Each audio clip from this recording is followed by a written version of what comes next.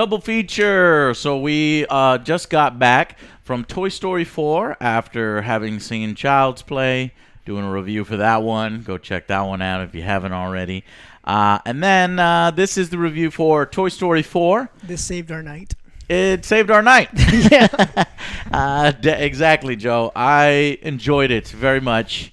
Made me laugh out loud multiple times. There was emotion. There was. Nostalgic feelings. I mean, this series goes back 1995. Good God, are you serious? Yeah.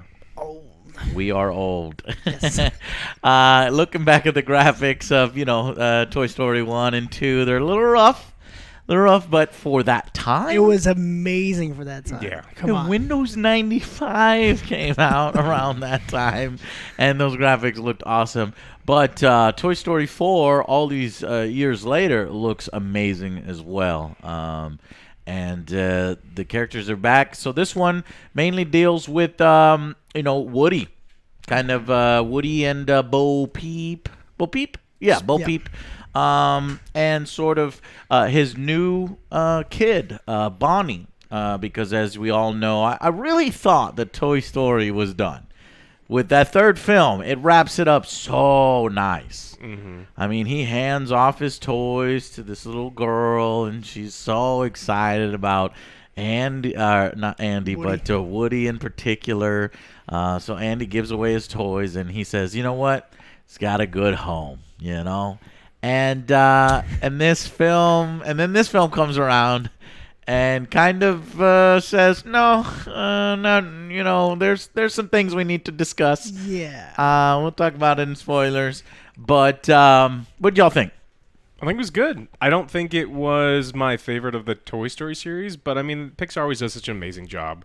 I think that the humor was on point. There was definitely things that every scene I'm looking was like, oh, I remember that from this movie, and this is from this Pixar movie, and I loved all these things. So I think it is pretty damn good. Yeah. I don't think it's the best thing they ever put out, but it's pretty damn good. Yeah, the humor really got to me. Yeah. There were some things that were kind of unexpected. Yeah. Caught me off guard, and it was hilarious. They are I trying loved some it. new things, and they better. I mean, it is the fourth film. They try some new things with these plush characters from the carnival, Key and Peele. I thought from the trailers, I'd be like, who are these guys? They're just going to be loud and bombastic, and they're not going to fit in with the rest of the toys. Well, we've seen plush toys before, but I just thought that they weren't good. But no, man, they really earned their spot. I thought they were funny as hell. Yeah. They do some creative scenes that are amongst the highlight of the film for Yes. me. As we all know, Keanu Reeves is hot right now after being revealed at E3, winning E3. How do you make this better? Bam. We get Keanu. Not only does he win E3, but he wins Toy Story 4 as well, with some of the funniest Duke scenes. Boom. Duke Kaboom.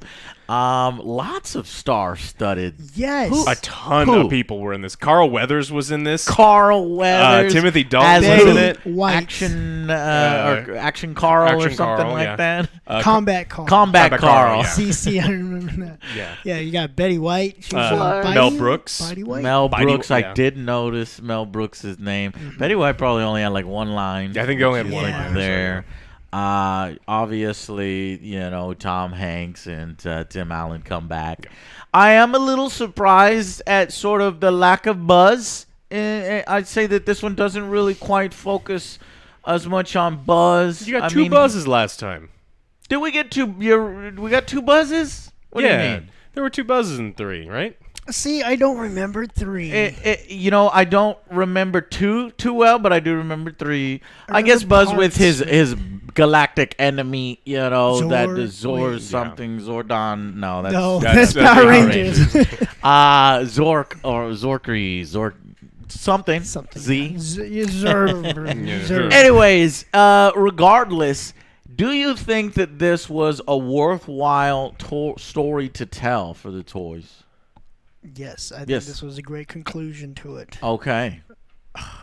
So emotional. It was emotional Yes, for you. at the It very got end. you. How Yes, many? It got me. How many places did it get you?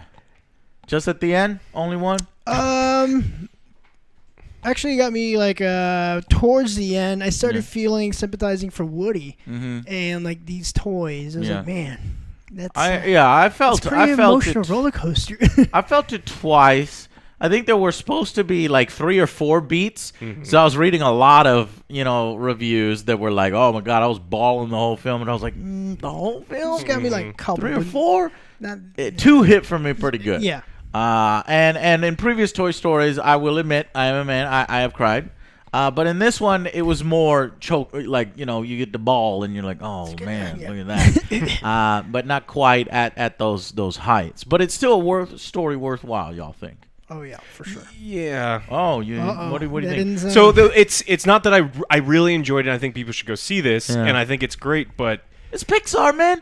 It's like trying to rate. I mean, these guys make good stuff. They have high standards. Yeah. So even though it might, in my opinion, probably come last, maybe better than Toy Story 2. I'd have to rewatch Toy Story 2 on whether I'm going up or down on that, but I think it's probably 4th. So Toy Story 1 through 3 kind of wrapped up a kind of contained story, and this is an offshoot that has, I mean, it touches on some of the implications from some of the first couple, but this is its own story with its own little side characters, and it's great, and I really liked it. Yeah. But you asked the question in a way that, is this story...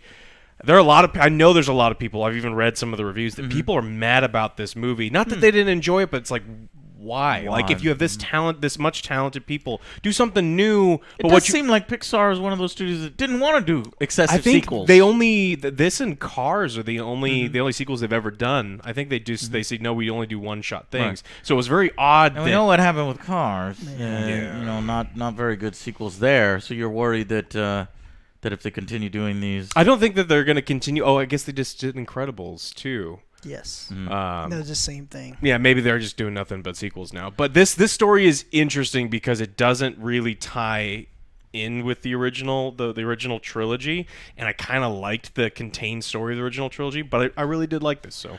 I will disagree. I feel like it is a part of Woody's arc. I think Woody has been going through a bit of a transformation, and you're always wondering yourself, like, well, why? Why is Woody always so, he's the leader. He's, to the point, gets stuff done, and very loyal. Yep. And I think this ties, and it wraps up sort of Woody's story, and in a good way, and in an interesting way, and a way that forever changes the Toy Story franchise. So... While 3 was the perfect ending, it is a little odd because it's like this one's good too. It's good, but it's good too though. Yeah, but it's nowhere near as good as an end cap as though it's like you already did it. But see, I don't give a shit because it's like if they produce them at this level that I liked, make more. I don't care. Like that's like the John Wick. It's like I wanted John Wick to end in 3 movies. No. But they're not ending in 3 movies, and they're still at the top of their game, so go right ahead, But the risk is that you fuck it up. Now, I think they're going to stop at this. I don't think there's anything more. With the way everything is left, and we'll talk about it in spoilers, I just don't think they can make another one. If they made another one, it would be forcing it so bad. You could have said the exact same thing 9 years ago when this one came out. You probably said the exact same thing 9 years ago. They're like, "Oh, this is a perfect end cap as long as it makes it high quality." It is the perfect end cap for one particular thing, but this makes it permanent because it would feel so contrived, and we can't discuss why, but it would make it feel so contrived if they did another one. So if they do Toy Story 5, that's when everybody can announce, all right, Pixar is just off their rocker, but if it's still at this level, I'm not going to, I'll be like, well, wow, you wowed me. You know what I mean?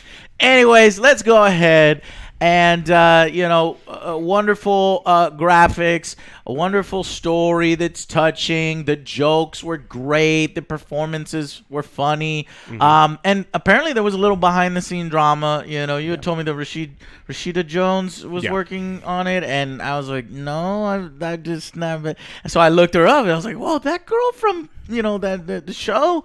But no, she had left the project a while ago. But she still has a story credit. Yeah, she has credit. But I heard that I think at least 75% was rewritten. So for those of you out there that thinks that reshoots and rewriting stuff always leads to a worse film, in some cases that's just not true. Sometimes it leads to a better film. So don't think that just because something has to reshoot. And I was reading the Pixar process. If they don't like a whole scene, they'll just drop the whole scene and redo a whole freaking scene.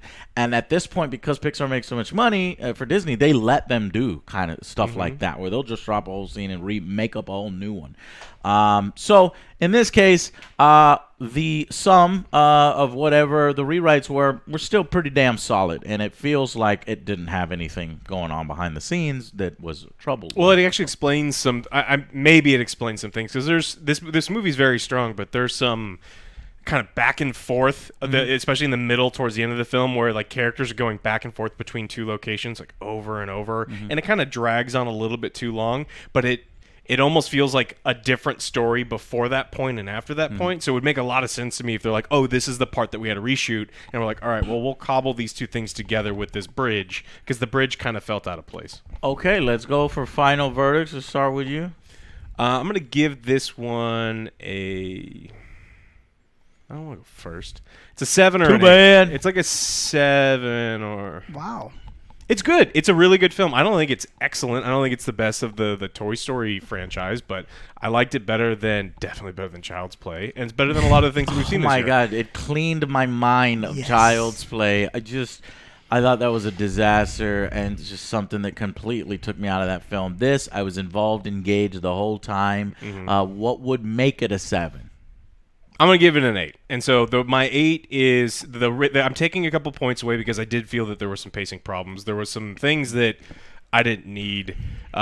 They focus on a lot of newer characters, and they kind of left characters that they introduce, and they're in the film, but they're just kind of left aside. They're like stuck in an RV the entire time, and it's like, why introduce them? And you know that they're there, and you just don't get anything from them. So I think this is a really good movie. I'm going to give it an 8. There's tons and tons of voice actors and actresses that are talented as hell. It's really difficult in this point because it's almost like the Avengers, where there's just so many different toys and characters. You can't give it to everybody. But he's right in the sense that, it's a road trip movie. And, half the time you're not interacting with the characters. They try to do their best to jump back and forth. What do you think, Joe? Well, those side characters, I think they already earned their place because they were in previous movies. Right. So we needed a chance for these other ones. So that's where I kind of disagree on that one. It's like, I don't care. Like, we already know their story. This is a new one. They just cut them out of the film. Like, why have them in there? Like, if you're going to... I understand what you're coming from, but, like, you showed these characters, you put them there. They're specifically on this road trip where they didn't need to be. You don't need to bring every toy in the toy closet. You're just like, no, we're leaving you back with Bitey White. Supporting cast. They had a little purpose. But yes, they did. Yeah, you're wrong. But, no, I love the story. The humor was great. The protagonist and antagonist is the bad one, right? Yeah. Okay. So the antagonist, I could get behind her. Like her motive was genuine, and that actually kind of got me. Yeah, that's one of the parts that got me. And towards the end is another one, but best character hands down had to be Duke Kaboom. Duke Kaboom. I really liked him. All right, Joe. I was actually stuck between an 8, maybe a 9, but don't let Alex drag it down. No, I'm not. I was already because I was gonna go already between those two. I'm gonna go for a 9. I had a good time with this film. I would watch it again, and it was very enjoyable to watch. Yeah. Very, very funny. It's tough because it's been so long since we've seen the other ones. That would give us a more solid perspective, an easier way to rate it. And I'm often overzealous with movies, so I'm going to go with an 8. A very, very strong 8. I do think it's capable of a 9, but I'd like to watch some of the other ones. Good road trip movie. They're outside a lot, and boy, the outside has evolved so much since Toy Story 1. The lighting was so bad, and the trees were so bad in Toy Story Story 1. But it's a good kind of bad because it's like, wow, that shit was good for its age, and it was amazing in Toy Story 1. But just so much more detail here that they can actually go outside and make it look realistic and make it look amazing, and that's what it is. It's got a great story, great cast. Everything is good. Go out and see this one, definitely. I think it's worth your money. Skip Chucky. Skip Child's Play. If you're going to go see one movie or, this month, just skip it. Trust me on that one. You can watch it later when it comes out on Netflix or something like that. But Toy Story 4, you're going to enjoy yourself. All right? So that's it for the non-spoilers. Stick around if you want some of the spoilers. If not, thank you very much for joining us on this double feature this week. I had to go see both of these. Of course. Got it. All right. See you guys on the next one. Bye-bye.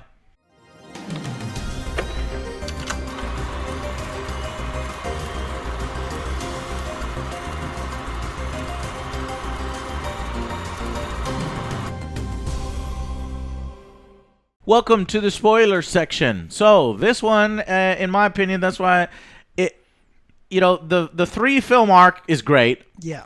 But the reason why I don't feel this one is just its own story is because it ties in to Woody. Woody is, it wraps up Woody's story. It's like, okay, Andy's story is wrapped up. 1, 2, 3, Andy's story's done.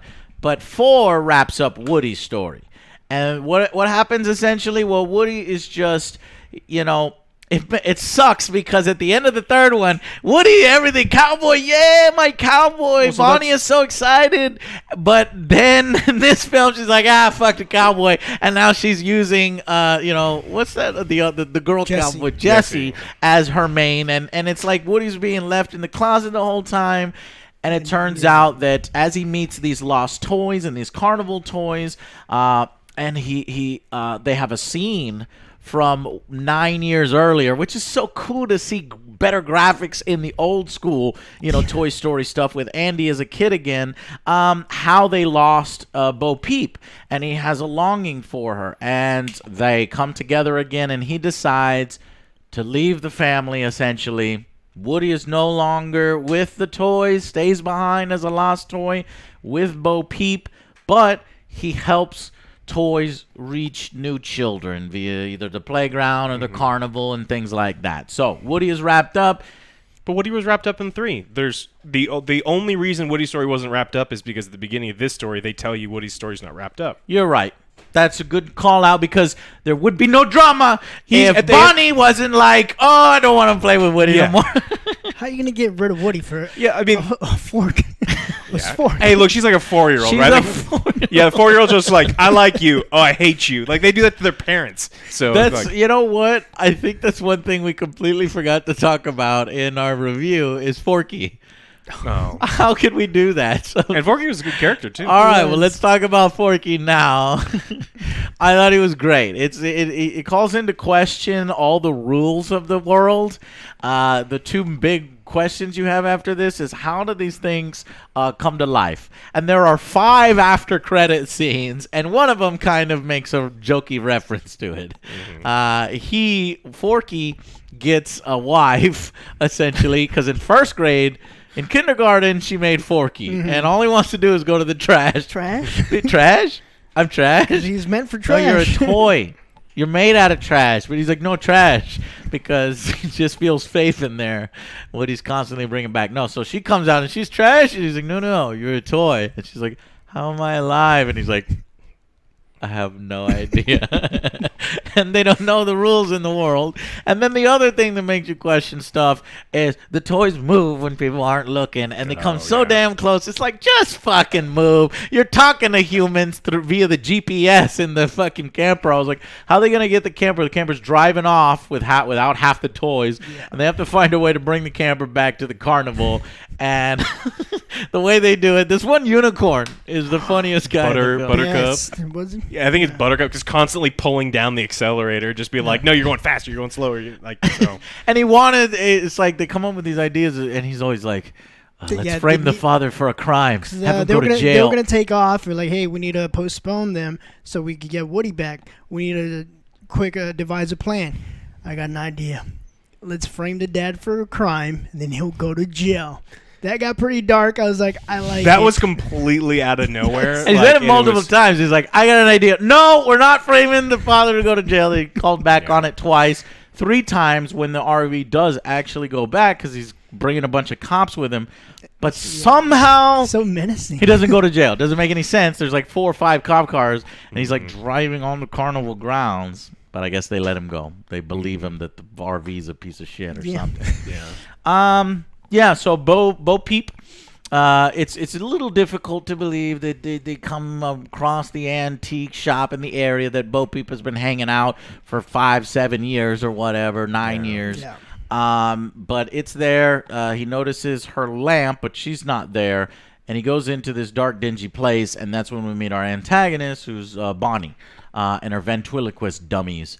So you think, oh man, this Gabby. She is sinister. Not Bonnie, but Happy Gabby, and she is super sinister. But you said you liked her, Joe. I did. I felt for her too, because like she had a book or whatnot, and it's like pictures of her and what looked like the girl she wanted to be with, but she couldn't be with her because she had a broken voice box. So Woody had it. Is like, hey, give me your box. That way I can be happy and enjoy. Woody, I've never had a child, so I want to be with a child. It sounded weird, but that's what she wanted. And did you get it? She did. She made a trade with Woody's voice box for Forky to be released. And once she did get her voice box, what was her name? Harmony? Yeah, Harmony, the little girl. She rejected her. Yes. And that was a little bit of an emotional moment, and it's like, wow. She spent she so went through long all this there. time, and all she wanted to do was be loved, and she's like, nah, fuck this dingy thing. I don't want it. So you can take this home? She's all happy. Nope. Bam. No.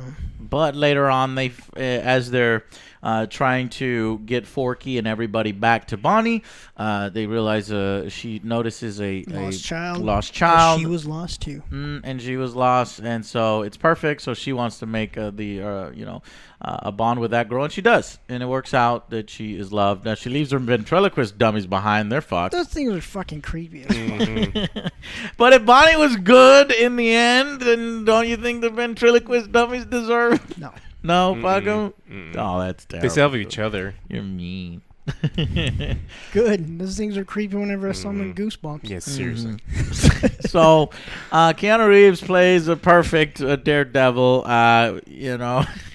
He's just posing a lot, and he has to make several trick jumps in the film. Well, the reason why he was in the antique store is because of his owner saw the commercial. He's like, oh, Duke Kaboom is able to make some sweet-ass jumps into a little target. So the kid tries it and doesn't make it. He's like, it's a commercial. That's right. So he just left him. Yeah, he's super disappointed. But, Bonnie, not Bonnie, but Bo Peep installs confidence in him and says, you crashed the best. And he's like, all right, let's do this. So he's crashing all over the damn movie. Canada. So really fun. Along with a little bonus scene at the end of the film with Keanu. Go see it. I won't ruin it for you. But there's like 5 extras, and then there's also the Pixar logo. He shows up there as well. But what else? Key and Peele were great. I mean, they had the plush rush, the bait and switch, and the long con. Those were the things I said that they were experimenting. Toy Story was experimenting, where it was like, these are scenarios we're watching, and we're like, wait a minute, they're breaking the rules of the toys that you can't be seen by humans. But no, it was their description of what they wanted to do. So they described basically the same variation of the same attack over and over. And the final one, not the final one, but the final one was letting the old lady live her life for a very long time and then relax. And then while she's sleeping, they look over her and beat her up. All just to get a key. And it turns out the key it's like, how the hell are we going to get this key? Which kind of didn't make sense to me, because like she locked it up, and then they're toys. But Gabby was talking, and then one of her ventriloquists just walks out the door. It's like it wasn't locked. Well, yeah, look, if that's the problem that you're like, saying- look, No. I don't buy it's that the not key was locked. there. Well, Like, it's not there are locked. toys moving around and talking, Anyways, dude. Grandma puts the keys right there, and they use it as a joke. It's like, how did you get the keys? Oh, it was really, really hard, and we almost lost our lives. Then she put it in a pan right in front of the toys, and the toys took it. Later at the end of the film, they have another. Well, no, I don't want to spoil that one. But anyway, so just really fun. Dealing with, the lost toys. What happens when, these toys are left behind? Don't feel bad for them, guys, because they turn into fucking commandos and self-sufficient toys that are excited when kids come to play, but also are happy being on their own. And that's essentially what Bo Peep is. That's essentially what Combat Carl is. She skinned a skunk. Oh, yeah. And turned it into an RC car. Oh my God! I just realized there is one death count in the film. That skunk, unless it was a plushy skunk or something. No, I don't think it was a I don't think it was a plushie. plushie. No, I mean, it's So not that's like how they car. would get around. Roadkill, maybe. Yeah, I don't know. roadkill. So technically, they do break the rules in the film because they are moving around while humans are looking at them, but they disguise themselves as a skunk. Nobody wants to be near a skunk. No. But at one point, there's a skunk with a baby carriage following it, and you think everybody would want to go and rescue the baby carriage. Only one person does, and she realizes it's the ventriloquist dummy, and she's like, screams out loud. A lot of funny moments. I don't want to spoil them all for you. It was a great time, and it is sad because to see that Buzz and Woody are not going to live happily ever after as best buddies forever. That's why I think you can't make another one, because it would just feel like you're missing something. That's what I was talking about. It would feel way too contrived to be like, Toy Story 5, hey, Woody's back. What? No. Woody is in a carnival in the middle of nowhere and on the a road carnival's trip. taking Yeah, off. the carnival's moving. We don't know where. Exactly. All right. That's what Bo Peep says. Eventually, we're going to move off to we're gonna explore go see the world. So if they ever do a Toy Story 5, it would feel more like a direct-to-video VHS thing, which Disney doesn't do anymore. They did a lot back in the day, but they don't do this shit no more. Especially not Pixar. So, well, I think this is going to be the last one, and it makes me wonder, well, what about Buzz Lightyear? You gave Woody an arc. Did Buzz really get an arc? Or did his arc wrap up within the first three movies? I don't remember. I guess they're saying, well, Bonnie still likes him and plays with him. And the only problem was they're not alone. They still have their own little group of people, so they've got other toys to hang out with and stuff. So. But it does introduce the idea of the lost toys, and hey, man, just stop being subservient to children and just live your own life. So if the Toy Stories can live their own life and fall in love and presumably have, I don't know, relations. You're thinking too much into it. Right? It's too much into it. It's a love story, Joe, between Bo Peep and Woody. They get to live happily ever after. They don't even kiss in the film. I was expecting a kiss, and that could have been a funny moment. A little squeak toy or something, but no. I gotta point this out. I love the sheep. The sheep were so funny because their eyes were so wide, and they were like those fucking expert racers. The three sheep heads, but one would control on each side, and one would use the eyes. And the sheep got broken at one point. I think it lost a leg they or a fell tail off, or but something. I never saw them repair They didn't. themselves, so they forgot about that. But I'm sure by the end of the film, if you pause it, you'll see a little piece of tape. Yeah, something Maybe they chipped. got like a stick or something. Because Bo Peep, she's porcelain, and at one point Woody pulls her freaking arm off, and he's like, "Oh, shit, ah!" And then she just laughs at him. We had this little guest character, new character, little tiny little fucking pocket lady. It's a Polly Pocket. Polly Pocket. Yeah. I'm not sure if it's actually Polly Pocket, but you know what I mean. The one of those little toys. It's one of those things, yeah. And it's like, hey, we got some guests. And she's like, okay, wait a minute. I'll be right down. But everybody can see you in your stupid little thing.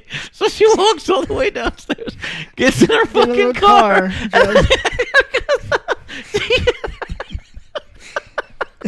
She had to escape Minneapolis, man. I fucking love it. So this is It's a good one. It's good visual jokes, adult jokes that I think when kids laugh at that, probably not. That's an adult joke. Oh, good times. Anything else? I love the. What about the ending? Did it feel a little abbreviated? It was kind of short. Like I wanted a little bit longer of the like people saying goodbye. Runtime, It did feel like they kind of wanted to wrap it up a little quickly. It's Woody really only said goodbye to Buzz. No, they do hug a little bit, but he's not going to get to say goodbye to everybody. Yeah. Just goodbye to Jesse and Buzz. That's about it. Yeah. And we don't ever see Bonnie's reaction to losing Woody. 'Cause maybe she feels bad about it and she wants Woody again. And how would that make Woody? No, she never even mentioned him. Mm-hmm. She never mentioned him once. Right. Yep. Yeah. She just tossed him in the closet. Well, she left him in the closet. She steals the sheriff's badge. And then just throws him in the closet. So that's like the biggest nitpick I have of the film. That Bonnie's a fucking little brat asshole. Yeah. She's not. She's the cutest thing ever. Like, oh, you're going to a new home. But goddamn little fucking. This one's the most important one. And now, he's like closet. Yeah. Woody is now a carny. He's gone. Carney? He doesn't work there. He does. I mean, kind of. He kind of does. He was giving toys to all the kids. He works there. Yeah, that's true. He's, like, he's a carny Santa Claus. Here you go. Yeah. Here's a toy. So in all these films, I kept thinking that maybe they might do something shocking, where it's like, no, we'll expose ourselves to the humans. But so far, that's only happened to once. Sid. He was the only one that got to experience it. And didn't at one point, Woody get a hole in his follow-up, though. Yeah. I want that follow-up. You want a Sid follow-up? Yeah, what happened? He's probably in therapy. He's like, I swear to you, I saw these fucking toys. They were out to get me. Right, and then they create an anti-toy division of soldiers, and then the soldiers come out to try to shoot toys, and then it's a fucking war. And No, I don't know. I don't want to see that movie. Okay, what would be well, we're going to end on this. What would be an acceptable Toy Story 5 for you?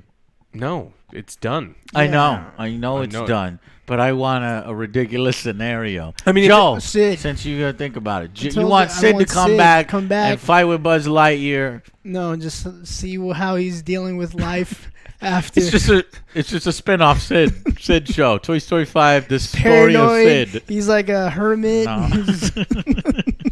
And the toys still harass him since, hey, the rules have been broken, so go and expose yourself to this dude. Whoa. Well, you know what I'm saying. What about you? What would your Toy Story 5 be? I mean, they could do shorts based on Woody and Bo Peep and the Combat Carls like running around and doing fun stuff. But I don't think you can make a movie on Lost Toys. There's a lot of other shorts I haven't seen. Lost Toys. And then, that's right. It may not be as contrived as I thought because Woody is out there exploring. He's got a car, essentially the skunk car. If he needs Buzz Lightyear's help, he could drive back to Bonnie's house since he's a lost toy. There's no way. They'd look it up on the internet easy. They're over there acting like they're GPS to get the cars to turn around to talk to the humans. Anyway, so that's our idea. Toy Story 5, Sid Story, or Toy Story 5, that The kid's Lost fucked up, Toys. I'm telling you. Yeah. All right, guys. That's it from us. Thank you so much. See you on the next one. Bye guys.